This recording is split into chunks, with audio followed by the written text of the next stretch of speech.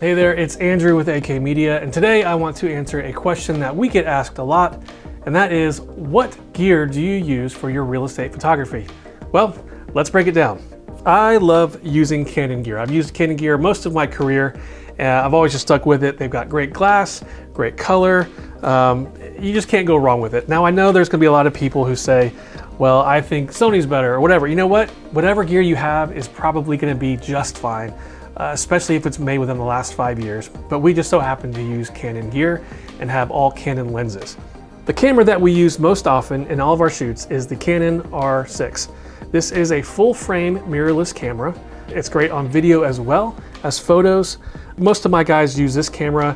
I also have a couple R5s that I use most of the time, but either camera will do a great job. They're both full frame mirrorless cameras.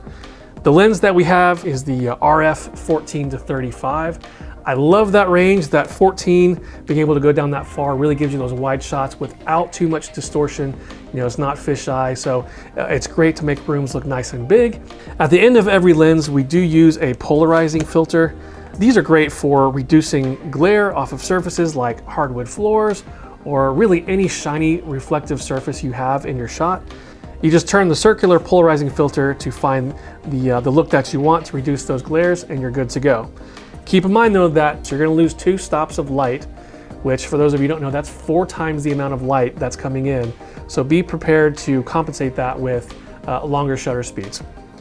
That brings me along to our tripod. We shoot every single one of our real estate listings on a tripod.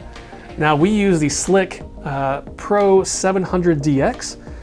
Most tripods will be just fine. I love this one because it's nice and heavy, very sturdy, and it does go all the way up to 7 feet. So for front elevation shots, they work fantastic for that. On top of our tripods, we use a Benro 3-way geared head. There's tons of geared heads out there. Manfrotto makes one. I like the Benro. It's affordable, it's solid, it's sturdy. We have had to take some of the stickers off to tighten it up, but it's totally doable over time. They will loosen a little bit, get a little bit of play in there, as most of them will, but you can tighten those back down if you need to do so. Some must-haves that we always have in our camera bag or on our camera. First is a high-capacity SD card. We shoot everything HDR, 5 brackets HDR. You know, it does take up a bit of space. We're shooting RAW. It is C-RAW on a Canon, so it's like a light RAW, not full RAW, but it does take up a lot of space, especially if you're doing multiple shoots in a day. And then you add video on top of that. We shoot everything in 4K, so you end up using a lot of memory card storage. So make sure you have a high-capacity SD card. The next thing we always have in our bag is multiple camera batteries. I carry usually 4 on me. That's a lot. You probably won't go through that in one day. Let's say you're doing 4 or 5 shoots in a day. That's just a lot of time, especially on a mirrorless camera. The batteries do go down faster.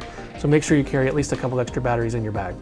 Another useful thing to always have on you or in your camera bag is a lens cleaner. Just a simple, microfiber cloth will do. You get one with everything you buy from just about any camera store these days. So, these aren't hard to find if you need to find one. I love this guy right here. It is the Giottos Rocket Air. I don't carry compressed air on me. I don't want something compressed in my car, especially on hot summer days. That's gonna sit in there. So this guy right here does a great job. Has a little slit at the end, squeeze it, and it shoots a blast of air out. Great for cleaning lenses off. And I also carry this Giottos brush, the retractable brush right here.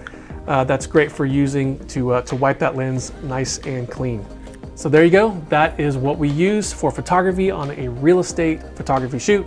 If you have any questions, feel free to comment below, and we'll see you next time.